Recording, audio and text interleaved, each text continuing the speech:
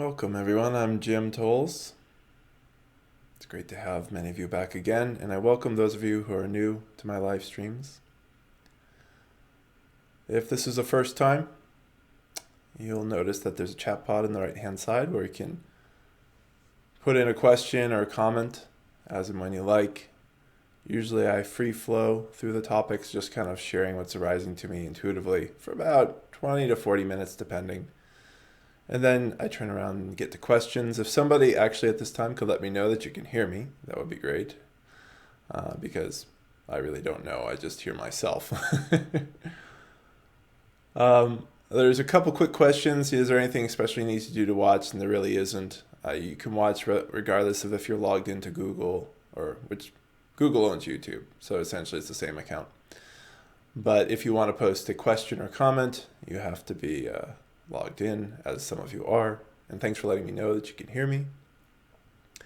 There's a quick question about asking a question irrespective of the topic. I usually ask that you do ask questions that are related to intuition, or something around the topic of spirituality in general.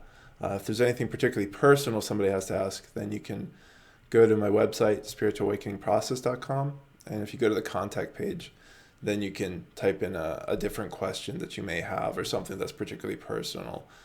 That's kind of the best way to do that because, this is an open forum and anybody around the world can essentially see what you post here. So just some thoughts on that. Thanks for everyone for letting me know that you can hear me. I appreciate that. For anybody who's somehow wandered across this page and doesn't know who I am, my name is Jim Tolles. I'm a spiritual teacher. I blog regularly at spiritualawakeningprocess.com, and I do bi-weekly live streams here that alternate between 10:30 a.m. Pacific time and then 6 p.m. Pacific time. And I do that, of course, to try and be able to connect with people in different time zones. So this is a particularly good time zone if you're in Europe, the Middle East, going that direction, and then the 6 p.m. is great for my friends in Australia, New Zealand, over in the Pacific Rim. So I'm looking forward to talking about intuition. I talk about it a lot. I have written quite a bit about it. If you go to the starting out section, there's a blog post with a compilation of posts I've written about intuition. And you just scroll down, you'll find it's like Intuition, a Short Guide to Your Inner Knowing is the name of the title. And that hopefully can offer you some more thoughts on that topic, maybe in addition to what I've said today and what I will say today.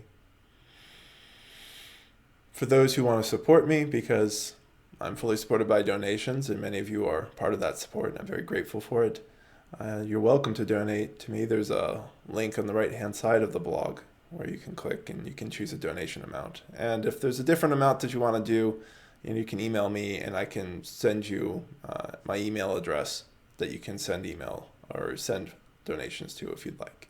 But there's no requirement to do this. I just let you know that that's how I work. And I think in general, our culture needs to move towards more of a generosity culture as opposed to obligatory payment culture, right? Obligatory payment being like you have to pay this amount. And that's what we're used to doing. And so it makes us very reluctant around giving and receiving and things like that. So in that way, donating to me could be part of your practice if you choose to do it. If you don't, that's fine. Feel free and welcome to share links to my blog posts and to share these videos that you like, because that also helps me out a lot if you'd like to help. One last note is I do have an ebook for those who are unaware. It's called Everyday Spirituality, Cultivating an Awakening. There's a link to that on the blog as well. And you can just search on that on Amazon and find it there.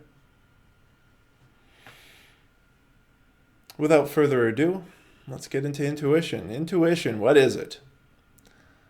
We have a lot of ideas about intuition. A lot of times when somebody's talking about intuition, we'll say, well, I have this feeling, or this is kind of, my gut instinct, or people will say, like, I go with my gut. And we have a lot of different ways of phrasing it. I think the simplest way that I describe intuition is it's simply this crossroads between you and the divine, this place of seeing life clearly as it is. And in seeing that and seeing yourself clearly, there's just certain ways that we feel moved to act. In some respects, it's no different than how we kind of grow when we're children. So there's this sort of intuitive movement, this intelligence of our genes that says, well, it's time to grow taller and grow hair and grow teeth and do all these different things. And it kind of feels like that with intuition, that there's this deeper intelligence that says, let's go here.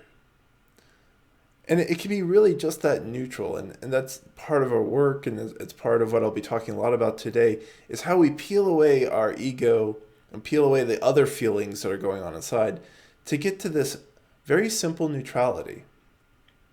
That's simply offering you a direction that's truthful to you, but it's also a direction that you don't have to go. And that's one of the beautiful things about true intuition. Gives you choice. We spend a lot of time in life thinking we don't have choices about certain things in our life, that we have to do them, or something bad will happen. That's usually how we get into the have tos. Like there's usually some sort of hidden threat that we don't fully understand. It says, well, I have to do this. Well, intuition actually doesn't tell you that you have to do anything.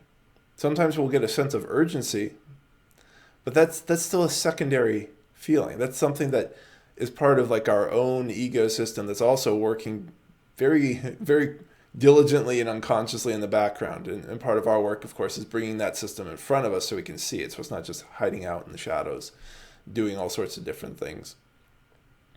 Because as we peel away those feelings that get in the way of how we interpret a message, then there's just the message. And the message is neither good nor bad. It's not something you have to do. You can do it or not do it. But as some of you probably have experienced, when you do listen to your intuition, things tend to go better than if you don't.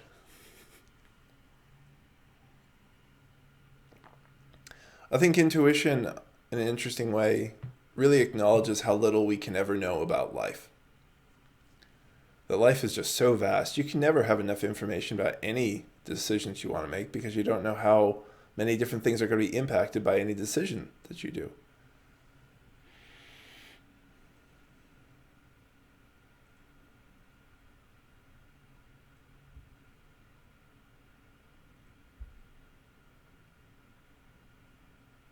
So one of the big things that we do have to make a distinction between is intuition and superstition. Superstition almost always comes with some sort of fear, some sort of ego agenda around something you want to get or something you want to avoid. It's usually not grounded in the present moment, where the intuition is usually very much in the present moment. It's whatever you really need right now. It doesn't mean you can't have intuitions that kind of peek out into the future a little bit, but the more clear you are and the more necessary something is, intuition really arises right now, versus superstition is a set of beliefs around like walking under a ladder or breaking a mirror or something like that. That's really out of sync with the current moment and has nothing to do with what's happening right now. It has to do with a bunch of beliefs that people have been passing around and sharing with each other. And as I said, they're very fear-based. Intuition is not fear-based. So anytime you have a feeling of some kind about what you should do or not do, and there's fear to it, slow down. See, one of the great things about intuition too is it also tends to stay very consistent. That if you relax, and relaxing is key, because when we're agitated and we're scared and we're upset and things like that, we're hanging out in the fight or flight mechanism of the brain, and that just doesn't help human beings. Right? We don't think well when we're in that mode. You can still have intuitions when you're in that mode. And actually, as you get better at it, it's really kind of a fascinating experience where like you can be very clear in your intuition and be completely freaked out. And there's just this really, really interesting difference. But initially, when we haven't done that work, they're just all intertwined and it's just kind of a hot mess. So that's why as you start out with your intuition, and even as you continue to grow and cultivate it, take time to relax, meditate, have a massage, sit in the spa, right? Do something very, very simple and easy, and then come back to your question. And don't come back to your question every 5 minutes. Don't come back to it every hour, right? If it's an important question, that's really another thing that we want to practice with intuition, because usually it doesn't matter what you're eating for lunch. You don't really need your intuition for that. Just go eat the sandwich, But giving it that space, you can start to see the consistency of it. So like take a major life decision like to change jobs. Come back to it again. Usually you don't have to do that immediately, and just sit with it and be like, okay, do I need to change jobs? Does this feel true to me? And see what happens. And especially with the big questions like that, you're going to have a lot of ego response too that you have to work through. So also as part of, for those of you who are very much beginning and cultivating, I encourage you to find kind of a mid-level question that you don't really care about that much, but it's not completely frivolous. So it could be something like, I don't know, where do you want a vacation? Right, so think about it very simply like that. It's like, you know what, where do you intuitively feel drawn to vacation? And then you can return to that question again and again. You don't have to immediately have an answer to it. There's nothing urgent about it. And then if you hear Santa Barbara in your head several times, each time you come back to it week after week, then start planning it and just kind of follow through on that. Right? So that's a very non-charged, well, maybe not for everyone, but for most people, that's probably going to be a non-charged sort of decision. To be like, okay, here's this thing. What do I want? A vacation? Come back to it. And a couple of days later, you come back to it. It's like, does this stay consistent with me? If it's not staying consistent, then you've got probably a lot of ego preference going on, a lot of ideas about what a good vacation is going to be and what you think you should want and where you think you should go, and all those thoughts that get in the way and can muddle things.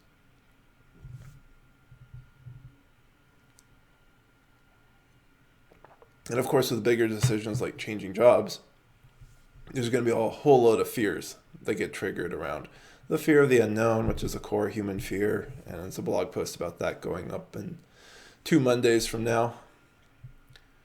There's scarcity fears. So scarcity fear is linked in that fear of death, fear of pain, right? That you're not going to be taken care of, you're going to be hurt somehow. And so there's a lot of different things that come in that can make that whole decision scary. And so sometimes it's actually very helpful to have kind of that schism between intuition and your ego, because it kind of helps you to get a sense of what the two parties are like. It may not be comfortable, but this can be really, really useful. So let's say that there is this intuition that you want to change jobs. And you've been sitting, you meditate with it. When you meditate and you check in, it comes very quickly and clearly. And this is another aspect that can help you distinguish intuition from ego. The more you practice with it, the more quickly it comes, and something that you need to know. And it's really necessary in this moment. It's needful. There's importance to it. And so you sit, and each time you sit and you come back to it, it says, yes, I have to change jobs. But then, the ego comes in with all these fears, right? And so there's going to be a really interesting distinction between kind of the clarity on the one hand and the simplicity of the answer. Intuition tends to be very simple. So that's another thing to look for. It's like, if you're getting into a very complicated discussion in your head, that's probably mostly your ego, because the ego is thinking ideas and pros and cons and all sorts of things. And the mind is useful. And as we let go of those ego personality traits, which create our preferences and create our ideas about what we should be looking forward to, what we should be scared of, and those types of things, then the ego becomes a more useful lens in using the mind and seeing life. But initially, that's not what we've done. It's just kind of a mishmash of beliefs from childhood, of old pain, sometimes trauma, and different things that are smushed together, and it's interpreting how we see life. And so it's a pair of lenses, and whatever on the lenses is interpreting what you see in front of you and what life looks like. Since it looks like there's a bunch of people who have just joined, just welcome. I'm Jim Tolles. I'm kind of free-flowing through this topic of intuition for a little while, and if you have questions, I'll be taking them in about 20 minutes or so, and you can type them in the chat pod on the right.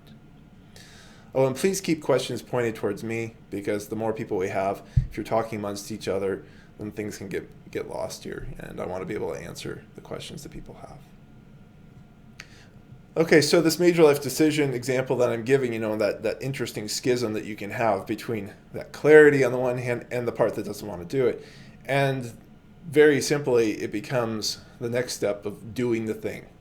Whatever your intuition is, if you want to strengthen it and get stronger and listening to it and trusting it and seeing how things evolve, you have to listen to it and do what the intuition says. And I think this can be a real trap for a lot of people. A lot of people just get completely stuck at this point, depending on their belief systems and how scary, right? And the fear is still, that's a function of their belief system. The belief system says that this thing, whatever this thing is, whether it's changing jobs, getting a divorce, asking out the person you really want to ask out, having kids, all these different things and decisions that we may have. How scary they are is really going to be a function of a lot of your own beliefs around these different things. So you'll have all that fear kind of coming up, and that becomes kind of that barrier to trusting yourself. Because intuition is you. That's why I said it's kind of this interesting space of where you and the divine meet. So you are very much a part of it. It's your truth. And you can trust that. But trusting it means trusting it. You have to then move forward. You can't just say, well, I have this intuition about this is what I should do, and I'm not going to do it.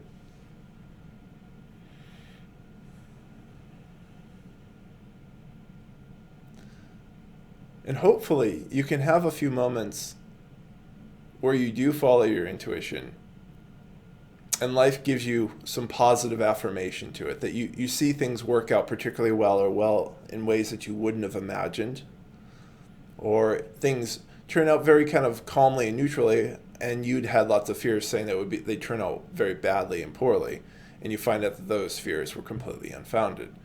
So in doing that, you're breaking down the fear and your beliefs in those fears, because it forces you to see reality, at least for a little while, to say like, wow, those beliefs were completely wrong.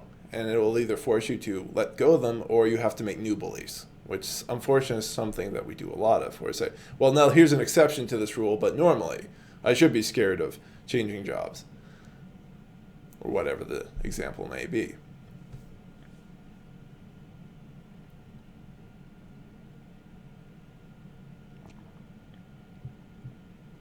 So because fear is such a big player in all of this, that's why I spend so much time talking about doing our inner work. And our inner work starts with identifying these fears and starting to identify these beliefs that say that you shouldn't trust yourself, that something is scary in life or is going to hurt you, or there's something that you really need to have to be happy.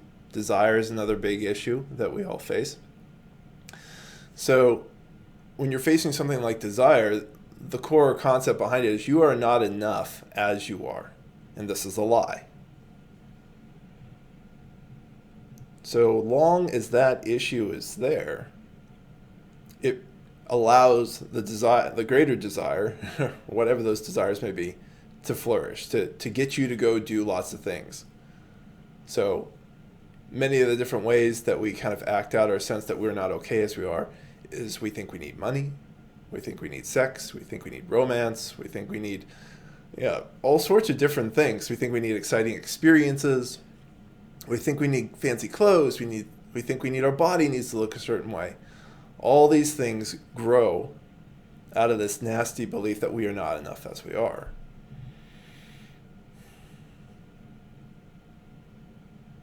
So these things cloud our intuition, and they frame what you even think you want and what you're going to talk to yourself and open yourself to your intuition on. And it's kind of interesting because it can get us looking in the wrong direction. If we're looking left and our life is moving right? So if we'll go with the relationship thing, because it's such a big problem for so many people. So many people think they have to have relationships, and maybe it's not time, or maybe you are walking a solitary life, and that's actually right for you. If you let go of the belief, you'll be at peace with that, whatever it is. But because so much feedback in society gets built up inside of us, and then we feed it back to ourselves saying that I need a relationship, you're looking left. And so you check in with your intuition and say, hey, what do I intuitively feel drawn towards in relationships? And you don't get an answer. And this can frustrate people. Again, you keep looking, but that's not actually where you're headed. You're heading right, at least for the time being in this metaphor. And so sometimes when you're not hearing anything from your intuition, it's partially because you're looking in the wrong direction. And so questioning our questions is a really, really important part of this work. I just can't emphasize that enough, because initially, earlier on, we are so used to believing what we believe. It's a funny statement, right? It's very redundant to believe what you believe, but we do. It's like these ideas take hold, this idea that you needed to be in a relationship, and we don't question it at all. Some of you may have, and I'm not saying that, nobody's looked at this. Absolutely, some of you do. But it's also that need for relationship masks that desire, that sort of uncomfortableness, that craving. And so that masks these deeper things, which actually could also include some trauma or some pain where you were yelled at by somebody earlier on and you didn't feel good about it and you never really processed it. And so then you were trying to medicate that, right? Self-medication is a big deal. So any sort of painful experience we have that we don't fully process, which tends to be most of them because most of the time we're not being taught how to process them, well, that gets stuck. And that builds that sense that you're not okay as you are. And so you get this desire, you get this drive for a relationship, and right, this whole thing grows. As some of you know, I like to do plant metaphors. So you get sense, down here there are these weeds and there are these roots, and then things grow out of them. And you get the trunk and you get the leaves and you get the flowers. And then pretty soon you have somebody complaining they can never date the right people. They're always dating the wrong people, right? And that's like a flower to this whole thing around not feeling good about yourself and not feeling like you're enough.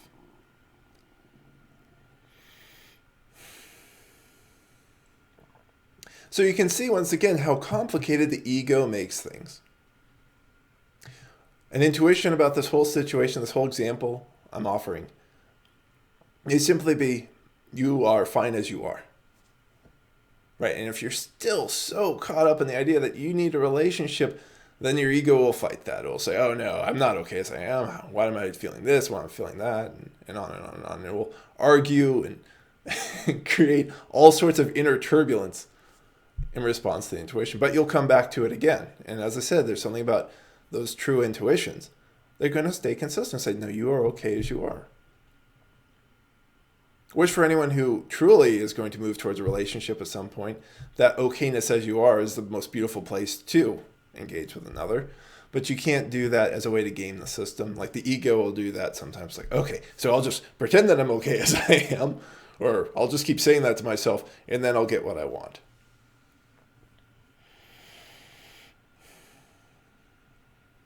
So helping yourself to be more clear in your intuitions, you have to start to look at why you want what you want. And that will reflect you towards those deeper beliefs. And then you can look at those beliefs and you can start to engage with them.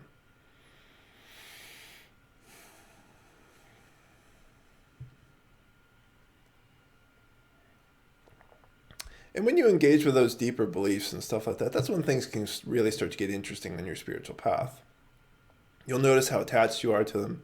You'll notice how scary it is to let go of a belief and then you don't know what to believe or how to act. That's actually a good thing.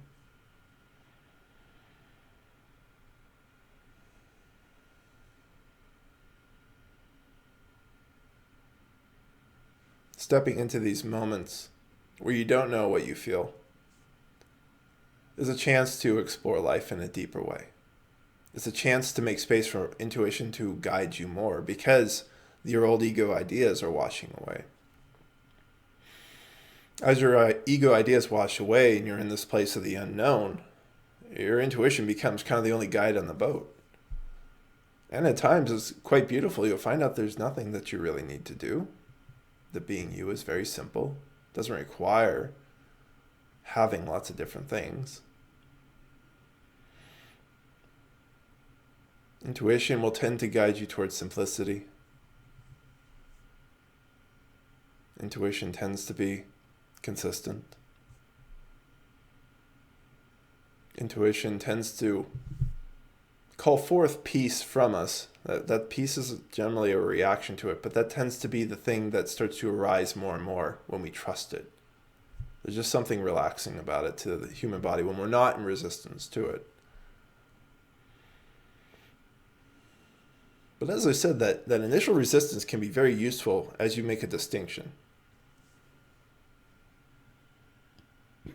Some of the challenges that you'll find with using your intuition, of course, is when you have an ego reaction that's, scared about the intuition, but the intuition is correct. So I don't pretend to be able to distinguish all of these things immediately. At least not in words. I'm just kind of pointing you back towards yourself to start the process of inquiring about these different things. Because a fear response to something, that intuitively comes up doesn't mean the intuition is inherently wrong. It just means that there's a layer of fear put on top of it. You see how it's masking the message. It's an interpretation of the message. So consider that there are two kings in this court, and there's one messenger comes in, right? And so the messenger comes in and says, so and so is coming, and one king freaks out, right? So that's the fear response, and the other is super happy and excited about it, right? Those are still responses. The message is the same.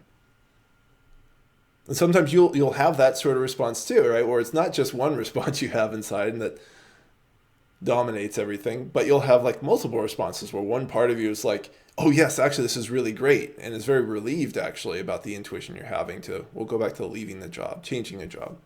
And then another part's like super freaked out. And so you get these parts of your ego self that represent these deeper beliefs and issues that start to kind of battle each other. In moments like that, it is important to come back to your breathing, maybe meditate, but just breathing or a gentle walk or something to slow yourself down, to calm yourself down. Any major life decisions, the advice I would give is like anything else anyone would say, which is go slowly, plan it out, and figure it out. But start with the intuition, because the intuition is the guide. The intuition understands the map that you're walking on and where all those roads go better than anything that we know in our heads. And of course, at times, educating ourselves and things like that, that's useful. As I also said earlier, there's nothing wrong with the ego. It's nothing wrong with our mind.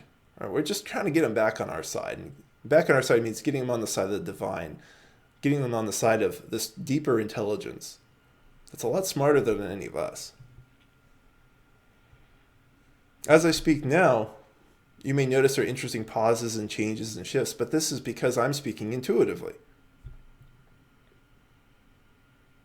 So there are a lot of ramifications of practicing with our intuition, how it starts to kind of infuse how we speak when we don't speak, how we offer our hearts when we don't offer our hearts, how we act and when we don't act.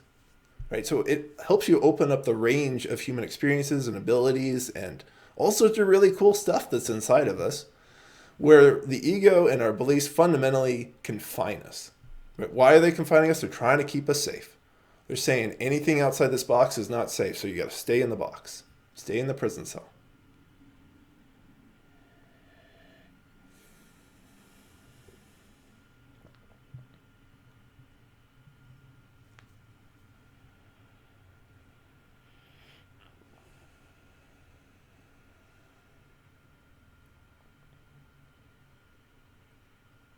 So it does seem like we get a certain amount of help, I think, in terms of getting a few moments where we see how intuition works, we see that we can trust it, and that, I think, can build us up to bigger questions that may come in life.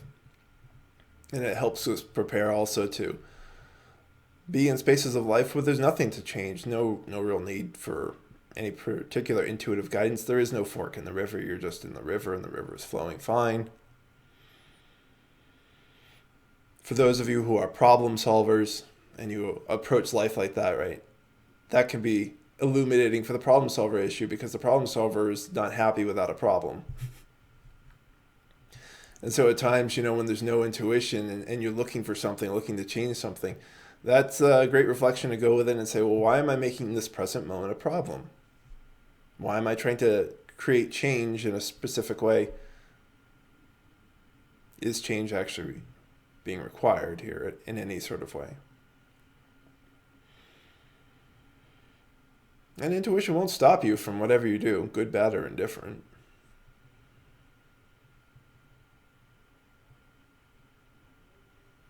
So the more you practice with it and the more you work with it and the more available it is for you in times when things are stressful, which of course is one of the most important times to have our intuitive abilities available to us.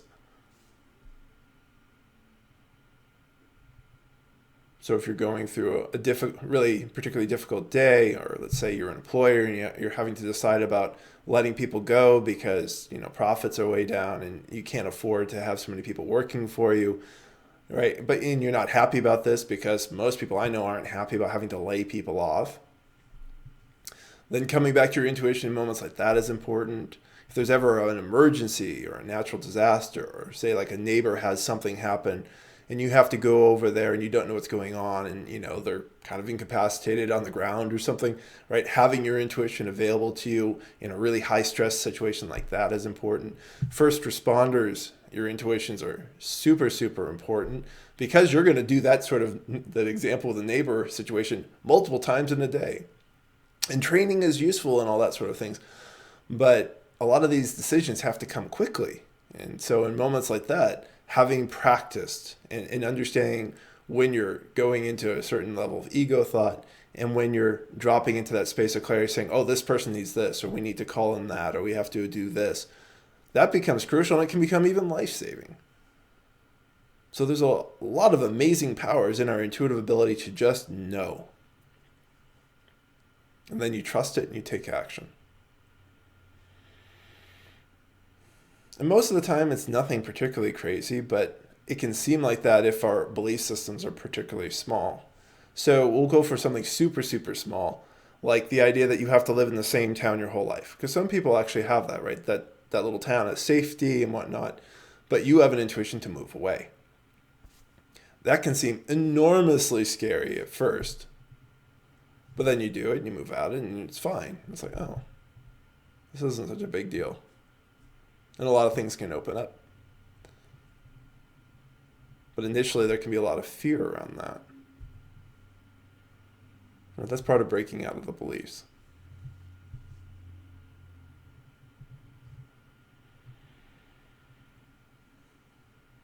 Now, the ego is not to be dissuaded, so at times, depending on our beliefs, if things don't go well, it will run in and say, okay, see, I told you this intuitive thing was stupid. You shouldn't have done it. It didn't make any sense. I don't know why you had to leave your town. It was safe in the town, right?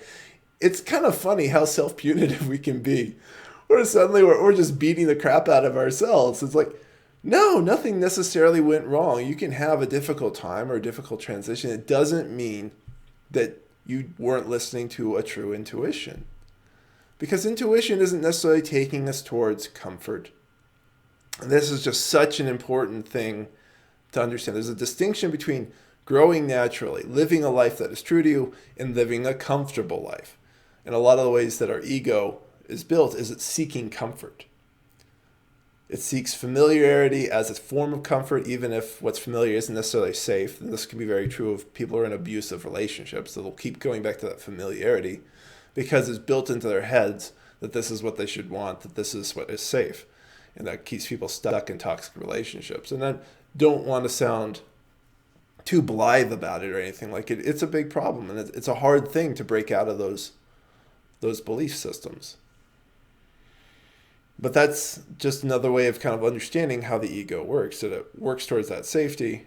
And when we're just getting started working through our issues, it's just sitting in the background waiting to tell you that your intuitive idea to change jobs, to move to a different town, to let go of a relationship, to start a relationship with somebody who is brand new to you, that is very different, is a bad idea, so that you can reinforce these old bad beliefs again.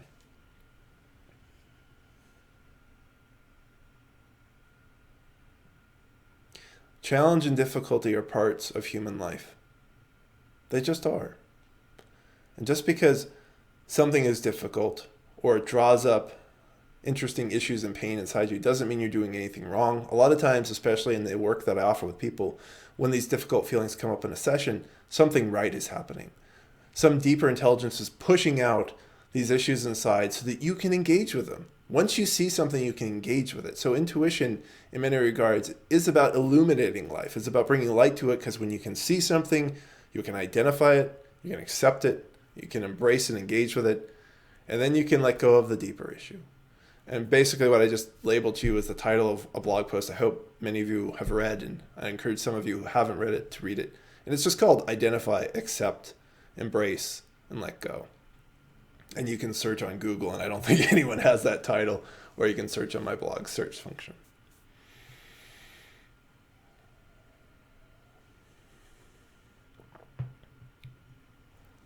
So understanding that is really important, that if things don't go well, which of course is according to our beliefs, that's what's judging whether something went well or not, that doesn't mean you didn't listen to an intuition. It doesn't mean the intuition wasn't correct. It just means that this is life for you in this moment. It also, and this is the problem about making any sort of comparative statement, is we don't realize we're making a comparative statement. So if things don't go well, the hidden assumption there is that if you'd done something else, it would have gone better. And you don't know. So we'll go to the moving towns example again. And you don't know if by moving to this new town, something worse might have happened to you by staying in the old one. You'll never know that. There's another reason why we come into greater and greater humility around like what we can know and what we can't know. And intuition is, even though it's such a powerful place of knowing, it's a very humble place. Like we understand that we can see some things, and the thing that we can see the best is ourselves. And we still only see ourselves to a limited degree. But we don't know everything. Intuition is not going to be able to tell you everything that's going to go on in this world or how other people are going to act. But as we practice with it, we do get sharper. We get clearer in a lot of regards. And some of it actually is just very intellectual. Like you start to understand how people interact. The more intuitive you are, the more you let go of issues, the more clear you are. You just see people like, oh, I know that type of a person. But it's less from judgment. It's that intuitive knowing. It's like this is the type of person that's going to kind of grow in this way. They're going to want to be a mom. Right? It's not like labeling them as a stupid person, but you just start to kind of get some of these feelings. So this person's a leader, right? You just can feel it in them. Some of it's identifying traits because you're no longer kind of projecting as much onto them. And some of it is that deeper knowing of kind of the essence of people. And so you have this building of intelligence. You see, so your mind is still working. It's very useful. Your intelligence grows because you're bringing intuition about reality together with your intuitive and intellectual faculties. And it creates something even smarter inside you that allows you to engage with people appropriately and powerfully on a lot of levels. So there's nothing frivolous about this. This isn't superstitious. It really does make you smarter people, better able to engage with your life in meaningful ways, in ways that are true to you, and that will guide you towards a life that is most truthful, most resonating for you. Whether it's easy or difficult will be up to you, in your path and whatever it is that you're here to experience. But there's something very relaxing and relieving about being ourselves. And intuition is one of those doorways that helps us go there. So I see a couple comments here, and so this is a great time to put in your questions, and I'll start responding to some of the ones that are already here. So if anyone has something to ask, feel free to type it in the chat pod. Cheryl's been asking herself about moving towns with her intuition every day and is realizing how hard she is on herself. Yeah, you don't need to be hard on yourself. And it's something that I've mentioned earlier. You come back to your intuition from time to time. If you're interrogating yourself every day, that can be a little intense, and that's going to not generally get you the question answered. And we'll start to try and make things up in our head, especially if you're not feeling like you're getting an answer. And I would also encourage you to maybe back away and kind of look at the belief, like why is there a belief that you need to move towns, and what is that about, right? So once again, stepping back to kind of investigate how we frame our questions, because like I said earlier, if we're looking left and our eyesight and our attention needs to be looking right, we're looking in the wrong direction. We're not asking the right questions to clarify things for you, Cheryl. Thanks for your comments. And I apologize if I get anybody's names wrong. So from Margin, she says, I have forgiven my unconscious parents. However, while talking to them, I get a wave of negative energy that is challenging to bear. Intuitively cannot get the answer. Any comment? What's the question that you're seeking? Because people send off all kinds of energies all the time. The work is usually finding where inside yourself you feel uncomfortable. What are the beliefs that you still have that are getting triggered by their presence? Because people are going to have energies of all kind all the time. It's just kind of like going to different climates, right? Some places are going to be cold and humid, and you just kind of deal with it. It's not personal. Although with family, of course, it feels particularly personal because of the deep connections that are forged there.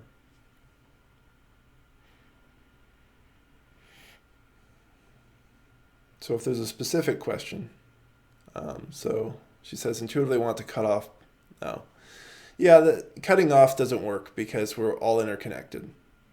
So really what we're trying to cut off from ourselves is the feeling we have inside ourselves. So if we resolve the feeling and any beliefs that we have that are saying I should feel sad or I should be uncomfortable or I should have this or they should be that, right? When you dissolve that away, then you're taking away the pain that you really are upset about. So once again, it's kind of a go inwards, and that will help you to be at peace with your parents and everybody else. From Daria is asking, what is the ego? Why do we have one? Is the ego some kind of attachment to us?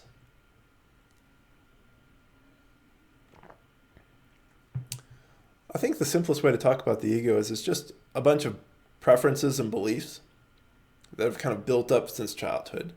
It's a means of surviving. It's a means of interpreting life in its many, many different options and things and sensations and figuring out what is important. What should I put my attention on? But usually, most of the beliefs and things that we're given don't really do a very good job of helping us stay open-minded. They tend to close our minds and limit us because the ego is ultimately trying to protect us. So I think at its very base level, it's built off of that old fight or flight mechanism back in the brainstem. Just this most basic, I want to survive and I'm going to help the species to survive. So that's that drive to procreate. And that to me is just kind of the core of the ego self and what it gets built on. So as we break it down, we're going to be confronted with those fears and desires that come out of the most primal parts of us. However, I make a distinction between the unconscious ego and the conscious ego. So unconscious ego means you don't know that you're made up. You just think how you think is how you think. You don't realize that's a choice. The conscious ego understands that the way we think and talk and act, although that is largely choice, but the beliefs are so deeply embedded we don't realize that we have them. And so we go inwards to start to get to know ourselves, to let go of these beliefs, to find freedom.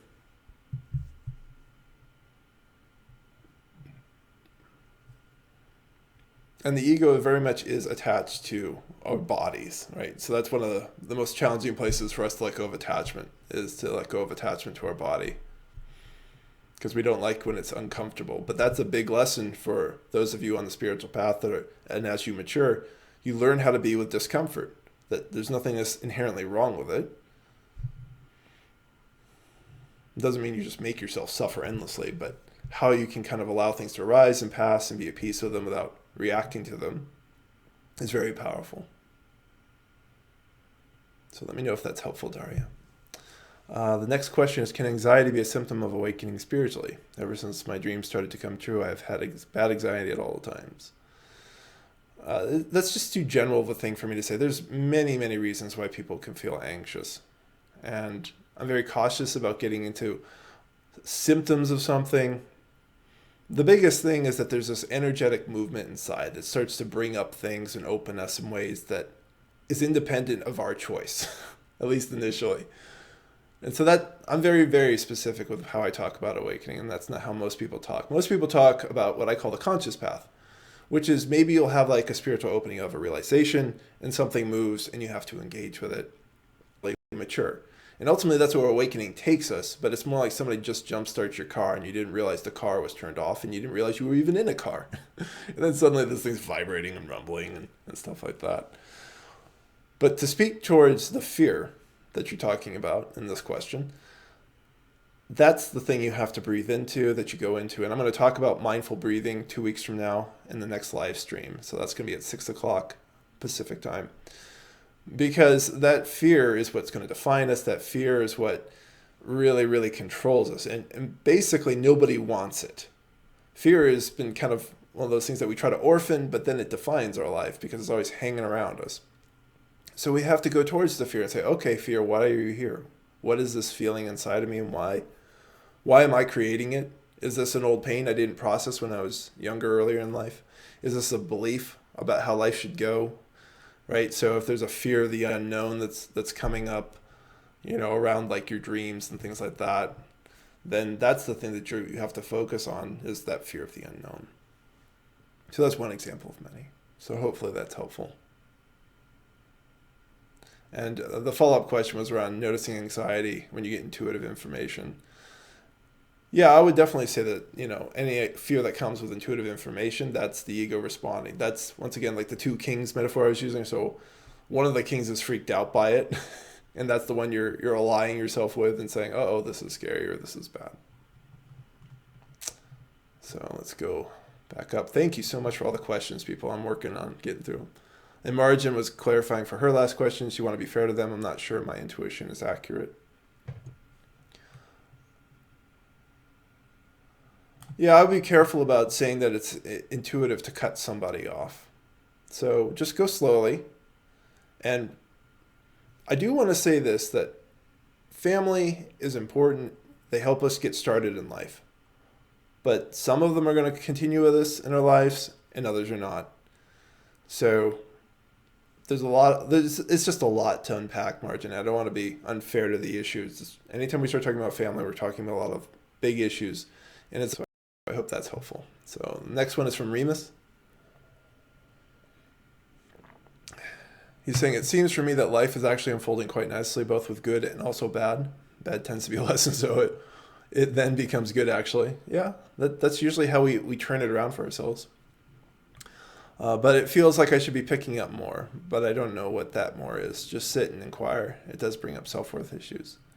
Well, if self-worth issues are what's coming up, then yeah, that's what you sit with, and to kind of be with the sense that you're not good enough or you should hate yourself or whatever may be going on with that. And so those are big ones. So it'll break down over time, and then it just starts to clarify what the next thing is in life that matters to you. Maturation and process of becoming more conscious. From Susanna, what if your ego creates new beliefs of knowing?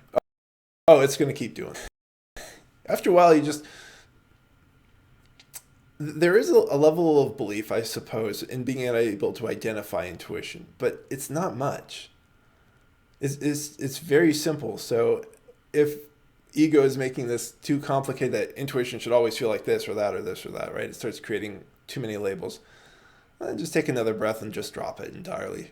Just let that whole inquiry go, Susanna, to give yourself time just to be as you are. Because intuition lets you be as you are. The ego is trying to get somewhere, get safe, or find a right answer or something. And going to the space of intuition looking for right or wrong answers, I mean, you notice I don't use that word. I say what's true to you. But looking for right or wrong answers is enormously problematic. Because it's completely dependent on what you believe is right or wrong. I'm going to jump down to Kate, and then I'll come back up to Cheryl. Kate, I'm in recovery from a 15-year battle with an eating disorder. I have found that my body has become so detached from my intuition. Lately, I have found a need to eat things that are very pure, close to the earth, but I also worry that this intuition is based on scarcity fears. Can you speak to the body intuition link? Sure. Thank you for the questions, everyone. Getting back into your body is really kind of three things. It's rest, it's food, and it's exercise to different degrees. And so I think that's just kind of a great place to practice being reattached to your intuition, Kate. Because ultimately it's never detached, it's just we learn to just not hear it entirely. We're caught up in something else. So spending time to slow things down. The body's a slow thing. It heals slowly. It moves more slowly. Like the mind, we can all conceptually understand these things very quickly, like I'm talking today. But to just take your time, right? If you're healing from something like an eating disorder, like the body needs a lot of time to kind of calm itself down and rebalance and all the different important ways and enzymes that it needs to rebalance. Purity is kind of a problematic term as far as, what's pure in regards to the earth. And I know our food has become an issue in society because of the different changes and things we're putting in different things. So it's more challenging than at any other point in history, I think. But just the whole slowness kind of is what intuitively comes to like go for a slow walk, that sort of a thing, and to just feel into the body, Kate. Just let yourself say, okay, so how does the body feel when I just walk? Something gentle. There's no intent to like do any sort of exercise regime with it, just to start to feel it, when you're meditating or just resting, feeling into the body and resting and just learning to listen again to its signals, because part of an eating disorder is a misunderstanding of signals or a suppression of those signals. I don't know what the particular disorder would be, but like anorexia would be suppressing your need to eat, assuming I'm remembering this right. And so by not eating, like, you're not listening. So the slowness, I think, is that'll help you to reconnect to your body and to start to kind of step back into a little bit more clarity there. So I hope that's helpful. And Cheryl saying, I've slowed myself down over the last year and I've tried to look inwards to my spiritual self, but I'm a single parent to a 7-year-old. Is it too young to bring my daughter into being more spiritual?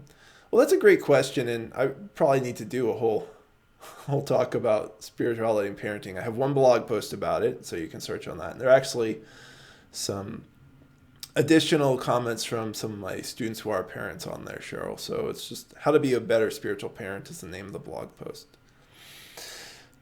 You have to think in terms of where a child, or really anybody, is at in their development in terms of how you bring spirituality into their life. So bringing spirituality into the life of a 2-year-old is like if they're upset, you're mindfully breathing. You have them against their chest, and you just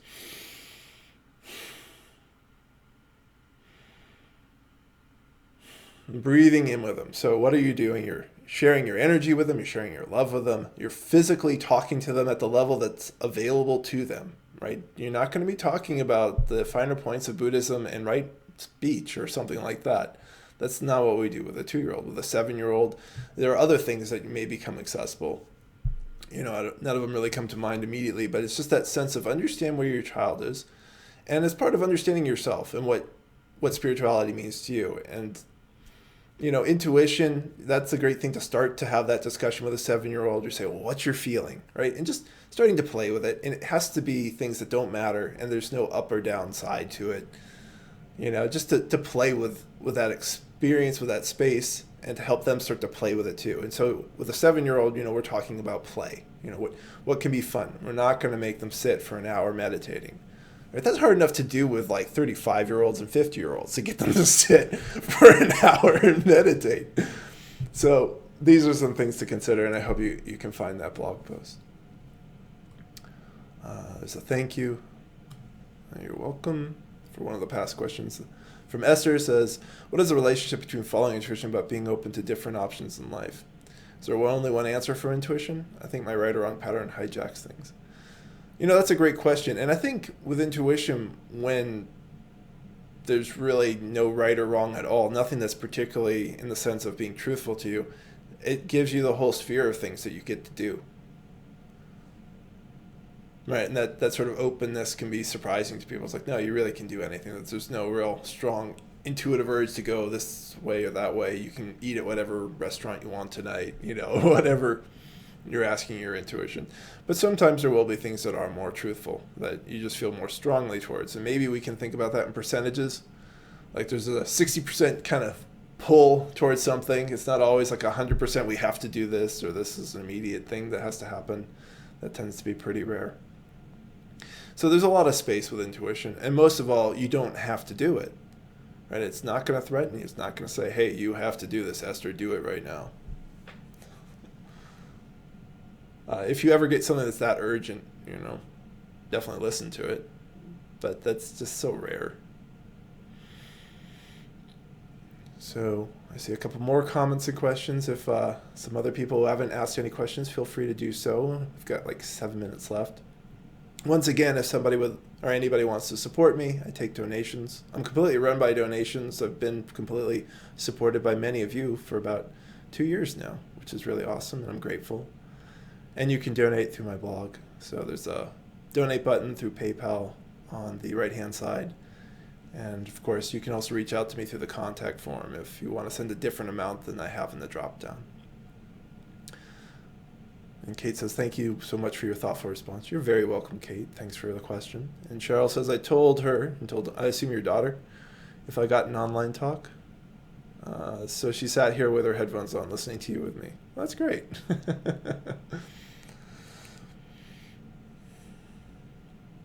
But I think, also never underestimate the power of energy too, right? The energy of love and openness. And sometimes I've reminded some of my students, like, you don't even have to listen to the words I'm saying in a talk like this, there's an energy to it, to what I'm sharing, and that kind of calls to the energy inside us. And that's the way that our intuition and souls and the divine selves start to kind of connect and communicate. I always like to remind people that there are deeper, more important conversations going on than are happening with just our words. And energy, that's accessible to all of us, and it's accessible to every parent with their children. So that's why, like, when you're working on yourself and you're letting go of issues and you're opening yourself, right, your kids are going to feel that. Right? You can't hide that from anyone. And that's a big problem in general on the topic of parents. Parents think they can hide things from their kids, and they really don't. It just makes it more confusing later on when you have to work out your own issues and you're not sure what it is.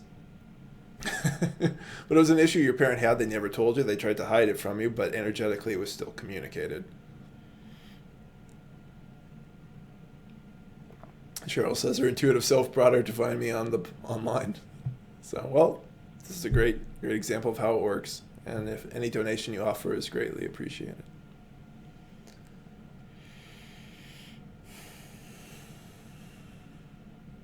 What else would people like to ask about intuition? Hi, Marjan.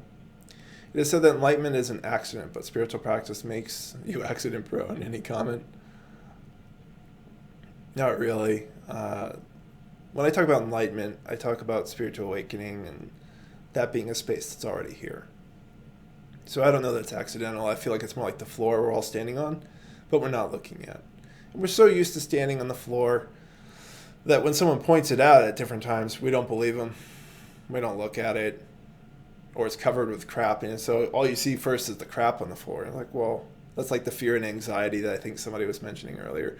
So, well, that's not enlightenment, but the enlightened space, the awakened space, it's open to all of us.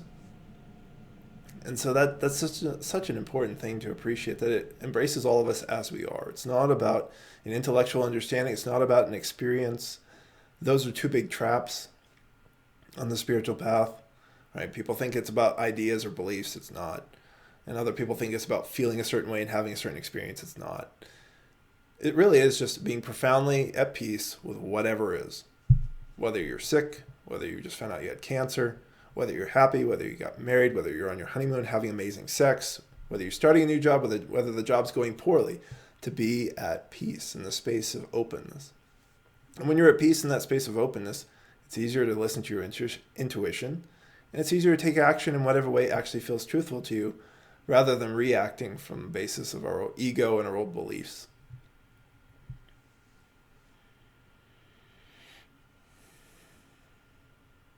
Oh, Marjan, you need to be your own hope.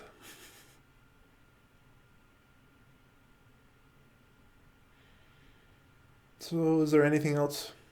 Otherwise, I think we'll come to a close here. And as I said, the next talk will be 6 o'clock in 2 weeks from now, 6 p.m. here in the Pacific time. And I'm going to talk about mindful breathing.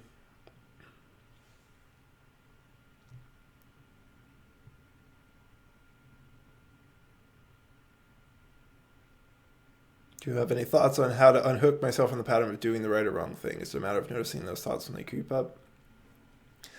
I would say, Esther, as kind of my last point, it's about looking at what's underneath the belief of right or wrong.